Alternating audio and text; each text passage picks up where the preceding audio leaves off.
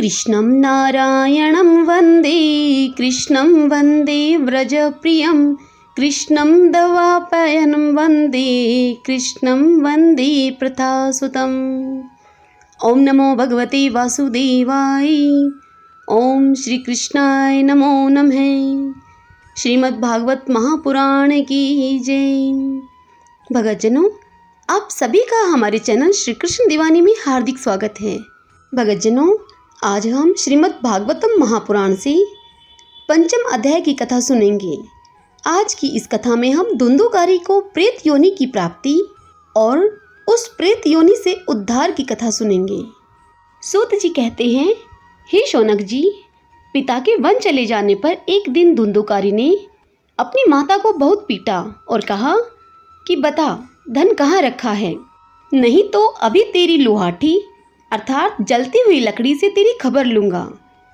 उसकी इस धमकी से डरकर और पुत्र के उपद्रवों से दुखी होकर वह रात्रि के समय कुएं में जाकर गिर पड़ी और इसी से उसकी मृत्यु हो गई। योगनिष्ठ गोकर्ण जी तीर्थ यात्रा के लिए वन चले गए। उन्हें इन घटनाओं से कोई सुख या दुख नहीं होता था, क्योंकि उनका न कोई मित्र था और न कोई शत्रु। धुंधुकारी 5 वेश्याओं के साथ घर में रहने लगा। उनके लिए भोग सामग्री जुटाने की चिंता ने उसकी बुद्धि नष्ट कर दी और वह नाना प्रकार के अत्यंत क्रूर कर्म करने लगा। एक दिन उन कुलटाओं ने उससे बहुत से गहने मांगे। वह तो काम से अंधा हो रहा था, मौत की उसे कभी याद नहीं आती थी। बस उन्हें जुटाने के लिए वह घर से निकल पड़ा। वह जहाँ तहाँ से बहुत सा धन चुराकर घर लौट आया और उन्हें कुछ सुंदर वस्त्र और आभूषण भी लाकर दिए। चोरी का बहुत माल देखकर रात्रि के समय स्त्रियों ने विचार किया कि यह नित्य ही चोरी करता है, इसलिए इसे किसी दिन अवश्य राजा पकड़ लेगा। राजा यह सारा धन छीनकर इसे निश्चय ही प्राण दंड देगा। जब एक दिन इसे मरना ही है, तब हम ही धन की रक्षा के लिए गुप्त रूप से इसको क्यों न मार डालें। इसे मारकर हम इसका सारा माल मता लेकर कहीं दूसरी जगह चली जाएंगी। ऐसा निश्चय करके उन्होंने सोए हुए धुंधुकारी को रस्सियों से कस दिया और उसके गले में फांसी लगाकर उसे मारने का प्रयत्न किया। इससे जब वह जल्दी न मरा तो उन्हें बड़ी चिंता हुई। तब उन्होंने उसके मुख पर बहुत से दहकते हुए अंगारे डाले। इससे वह अग्नि की लपटों से बहुत छटपटाकर मर गया। उन्होंने उसके शरीर को एक गड्ढे में डालकर गाड़ दिया। सच है, स्त्रियां प्राय बड़ी दुस्साहसी होती हैं। उनके इस कृत्य का किसी को भी पता न चला। लोगों के पूछने पर वह कह देती थी कि हमारे प्रियतम पैसे के लोभ से अब की बार कहीं दूर चले गए हैं, इसी वर्ष के अंदर वह लौट आएंगे। बुद्धिमान पुरुष को दुष्टा स्त्रियों का कभी विश्वास नहीं करना चाहिए। जो मूर्ख इनका विश्वास करता है उसे दुख भोगना पड़ता है। इनकी वाणी तो अमृत के समान कामियों के हृदय में रस का संचार करती है, किंतु हृदय छुरे के धार के समान तीक्ष्ण होता है। भला इन स्त्रियों का कौन प्यारा है। वे कुलटाएं धुंधुकारी की सारी संपत्ति समेटकर वहां से चंपत हो गई। उनके ऐसे न जाने कितने ही पति थे और धुंधुकारी अपने कुकर्मों के कारण भयंकर प्रेत हुआ। वह बवंडर के रूप में सर्वदा दशों दिशाओं में भटकता रहता था। कथा शीत घाम से संतप्त और भूख प्यास से व्याकुल होने के कारण हा देव इस प्रकार चिल्लाता रहता था, परंतु उसे कहीं भी कोई आश्रय न मिला। कुछ काल बीतने पर गोकर्ण ने भी लोगों के मुख से धुंधुकारी की मृत्यु का समाचार सुना। तब उसे अनाथ समझकर उन्होंने उसका गया जी में श्राद्ध किया और भी जहां जहां वे जाते थे उनका श्राद्ध अवश्य करते थे। इस प्रकार घूमते घूमते गोकर्ण जी अपने नगर में आए और रात्रि के समय दूसरों की दृष्टि से बचकर सीधे अपने घर के आंगन में सोने के लिए पहुंचे। वहां अपने भाई को सोया हुआ देखकर आधी रात के समय धुंधुकारी ने अपना बड़ा विकट रूप दिखाया। वह कभी भेड़ा, कभी हाथी, कभी भैंसा, कभी इंद्र और कभी अग्नि का रूप धारण करता। अंत में वह मनुष्य के आकार में प्रकट हुआ। ये विपरीत अवस्थाएं देखकर गोकर्ण ने निश्चय किया कि यह कोई दुर्गति को प्राप्त हुआ जीव है। तब उन्होंने उससे धैर्यपूर्वक पूछा। गोकर्ण ने कहा कि तू कौन है, रात्रि के समय ऐसे भयानक रूप क्यों दिखा रहा है। तेरी यह दशा कैसे हुई? हमें बता तो सही, तू प्रेत है या पिशाच है अथवा कोई राक्षस है? सूत जी कहते हैं कि गोकर्ण के इस प्रकार पूछने पर वह बार बार जोर जोर से रोने लगा। उसमें बोलने की शक्ति नहीं थी, इसलिए उसने केवल संकेत मात्र किया। तब गोकर्ण ने अंजलि में जल लेकर उसे अभिमंत्रित करके उस पर जल छिड़का। इससे उसके पापों का कुछ शमन हुआ और वह इस प्रकार कहने लगा। वह प्रेत बोला कि मैं तुम्हारा भाई हूँ, मेरा नाम है धुंधुकारी। मैंने अपने ही दोष से अपना ब्राह्मण तव नष्ट कर दिया। मेरे कुकर्मों की गिनती नहीं की जा सकती। मैं तो महान अज्ञान के चक्कर काट रहा था, इसी से मैंने लोगों की बड़ी हिंसा की। अंत में कुलटा स्त्रियों ने मुझे तड़पा तड़पा कर मार डाला। इसी से अब मैं प्रेत योनि में पड़कर यह दुर्दशा भोग रहा हूँ। अब दैववश कर्म फल का उदय होने से मैं केवल वायु भक्षण करके जी रहा हूँ। भाई, तुम दया के समुद्र हो, अब किसी प्रकार जल्दी से मुझे इस योनि से तुम छुड़वाओ। गोकर्ण ने धुंधुकारी की सारी बात सुनी और तब उससे बोले। गोकर्ण ने कहा कि भाई, मुझे इस बात का बड़ा आश्चर्य है। मैंने तुम्हारे लिए विधि पूर्वक गया जी में पिंडदान किया, फिर भी तुम इस प्रेत योनि से मुक्त कैसे नहीं हुए? यदि गया श्राद्ध से भी तुम्हारी मुक्ति नहीं हुई, तब इसका और कोई उपाय ही नहीं है। अच्छा, तुम सब बात खोलकर मुझे कहो, मुझे अब क्या करना चाहिए? तब उस प्रेत ने कहा कि मेरी मुक्ति सैकड़ों गया श्राद्ध करने से भी नहीं हो सकती। अब तो तुम इसका कोई और उपाय सोचो। प्रेत की इस बात को सुनकर गोकर्ण को बड़ा आश्चर्य हुआ। वे कहने लगे, यदि सैकड़ों गया श्राद्धों से भी तुम्हारी मुक्ति नहीं हो सकती, तब तो तुम्हारी मुक्ति असंभव हुई है। अच्छा, अभी तो तुम निर्भय होकर अपने स्थान पर रहो, मैं विचार करके तुम्हारी मुक्ति के लिए कोई दूसरा उपाय करूंगा। गोकर्ण की आज्ञा पाकर धुंधुकारी वहां से अपने स्थान पर चला गया। इधर गोकर्ण ने रात भर विचार किया, तब भी उन्हें कोई उपाय नहीं सूझा। प्रातःकाल उनको आया हुआ देखकर लोग प्रेम से उनसे मिलने के लिए आए। तब गोकर्ण ने रात में जो कुछ जिस प्रकार हुआ वह सब उन्हें सुना दिया। उनमें से जो लोग विद्वान, योगनिष्ठ, ज्ञानी और वेदज्ञ थे, उन्होंने भी अनेक शास्त्रों को उलट पलट कर देखा, तो भी उसकी मुक्ति का उन्हें कोई उपाय न मिला। तब सबने यही निश्चय किया कि इस विषय में सूर्य नारायण जो आज्ञा करें वही करना चाहिए। अतः गोकर्ण ने अपने तपोबल से सूर्य की गति को रोक दिया। उन्होंने स्तुति की, हे भगवान, आप सारे संसार के साक्षी हैं, मैं आपको नमस्कार करता हूँ। आप मुझे कृपा करके धुंधुकारी की मुक्ति का साधन बताइए। गोकर्ण की यह प्रार्थना सुनकर सूर्यदेव ने दूर से ही स्पष्ट शब्दों में कहा, श्रीमद् भागवत से मुक्ति हो सकती है, इसलिए तुम उसका सप्ताह पारायण करो। सूर्य का यह धर्ममय वचन वहां सभी ने सुना। तब सबने यही कहा कि प्रयत्न पूर्वक यही करो, है भी यह साधन बहुत सरल। अतः गोकर्ण जी भी तदनुसार निश्चय करके कथा सुनाने के लिए तैयार हो गए। देश और गांवों से अनेकों लोग कथा सुनने के लिए आए। बहुत से लंगड़े लूले, अंधे, बूढ़े और मंदबुद्धि पुरुष भी अपने पापों की निवृत्ति के उद्देश्य से वहां आ पहुंचे। इस प्रकार वहां इतनी भीड़ हो गई कि उसे देखकर देवताओं को भी आश्चर्य होता था। जब गोकर्ण जी व्यास गद्दी पर बैठकर कथा कहने लगे, तब वह प्रेत भी वहां पर आ पहुंचा और इधर उधर बैठने के लिए स्थान ढूंढने लगा। इतने में ही उसकी दृष्टि एक सीधे रखे हुए 7 गांठ के बांस पर पड़ी। उसके नीचे के छिद्र में घुसकर वह कथा सुनने के लिए बैठ गया। वायु रूप होने के कारण वह बाहर कहीं बैठ नहीं सकता था, इसलिए बांस में घुस गया। गोकर्ण जी ने एक वैष्णव ब्राह्मण को एक मुख्य श्रोता बनाया और प्रथम स्कंद से ही स्पष्ट अक्षर में कथा सुनानी आरंभ कर दी। सायंकाल में जब कथा को विश्राम दिया गया, तब एक बहुत बड़ी विचित्र बात हुई।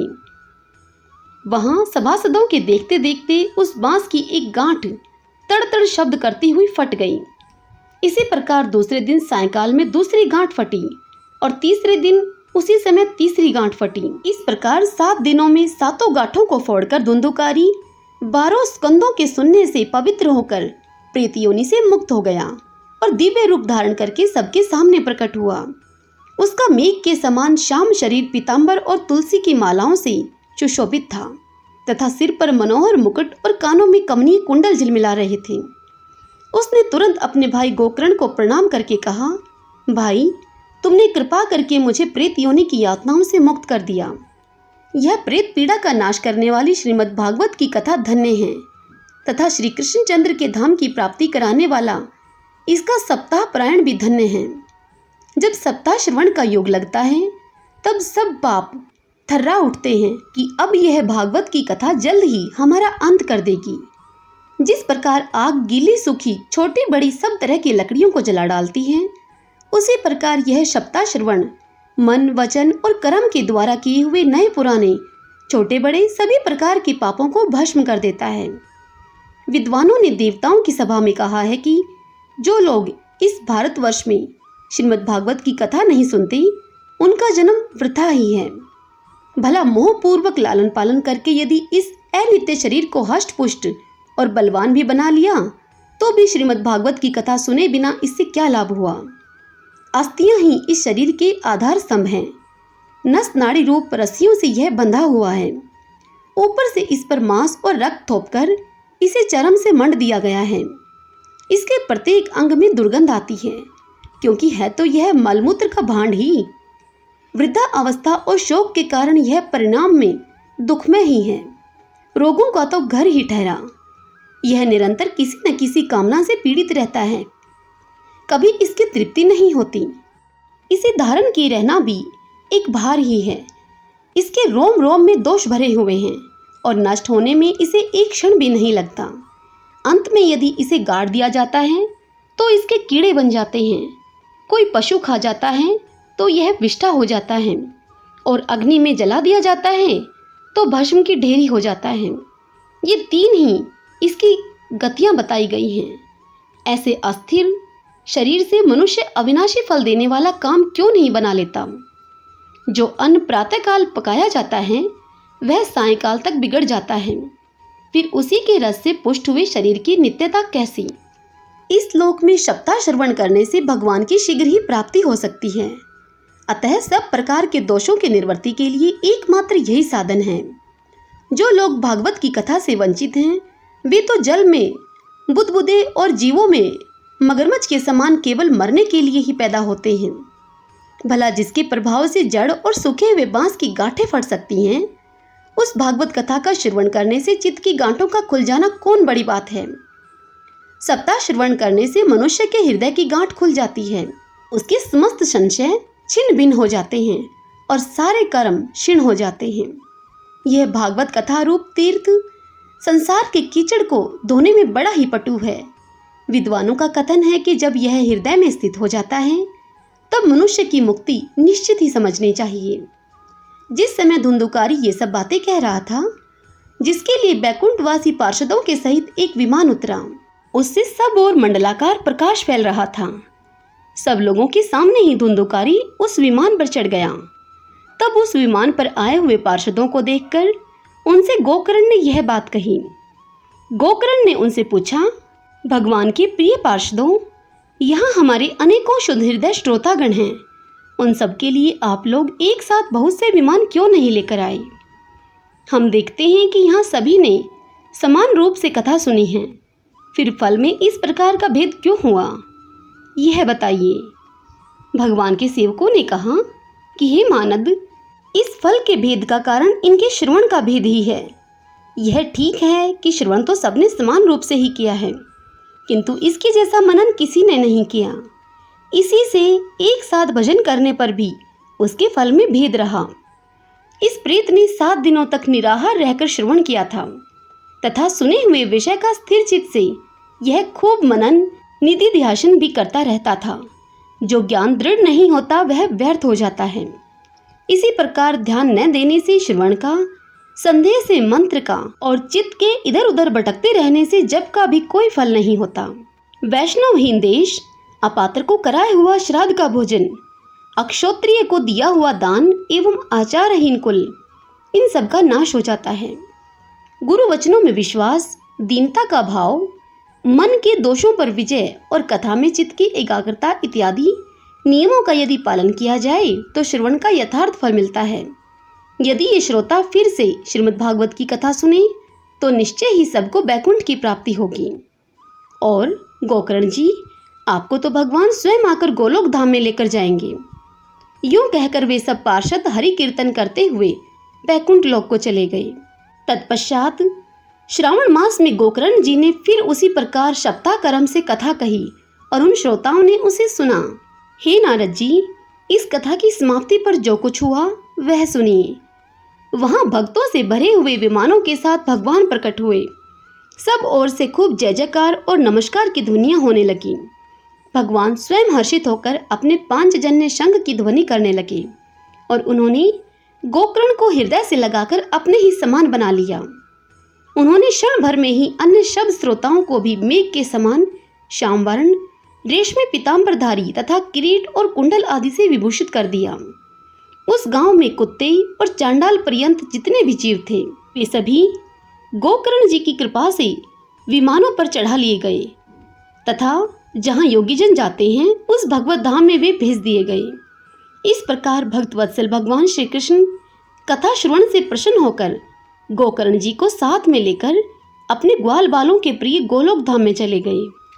पूर्व काल में जैसे अयोध्यावासी भगवान श्री राम के साथ साकेत धाम सिधारे थे, उसी प्रकार भगवान श्री कृष्ण उन सबको योग्य दुर्लभ गोलोक धाम को ले गए, जिस लोक में सूर्य, चंद्रमा और सिद्धों की भी कभी गति नहीं हो सकती। उसमें वे श्रीमद् भागवत श्रवण करने से चले गए। हे नारद जी, सप्ताह यज्ञ के द्वारा कथा श्रवण करने से जैसा उज्जवल फल संचित होता है, उसके विषय में हम आपसे क्या कहें। अजय, जिन्होंने अपने कर्णपुट से गोकर्ण जी की कथा के एक अक्षर का भी पान किया था, वे भी फिर माता के गर्भ में नहीं आए। जिस गति को लोग वायु, जल या पत्ते खाकर शरीर सुखाने से, बहुत काल तक घोर तपस्या करने से और योग अभ्यास के द्वारा भी नहीं पा सकते, उसे वे सप्ताह श्रवण से सहज में ही प्राप्त कर लेते हैं। इस परम पवित्र इतिहास का पाठ चित्रकूट पर विराजमान मुनीश्वर सांडिल्य भी ब्रह्मा आनंद में मगन होकर करते रहते हैं। यह कथा बड़ी ही पवित्र है। एक बार के श्रवण से ही समस्त पाप राशि को भस्म कर देती है। यदि इसका श्राद्ध के समय पाठ किया जाए तो इससे पितृगण को बड़ी तृप्ति होती है और नित्य पाठ करने से मोक्ष की प्राप्ति होती है। हरिओम तत्सत। भक्तजनों, श्रीमद् भागवत महापुराण के इस अध्याय की यह कथा यहीं संपूर्ण होती है। इससे आगे की कथा हम कल अगले अध्याय में सुनेंगे। कल के अध्याय में हम सप्ताह यज्ञ की विधि जानेंगे। सब बोलिए विष्णु भगवान की जय। श्रीमद् भागवत महापुराण की जय।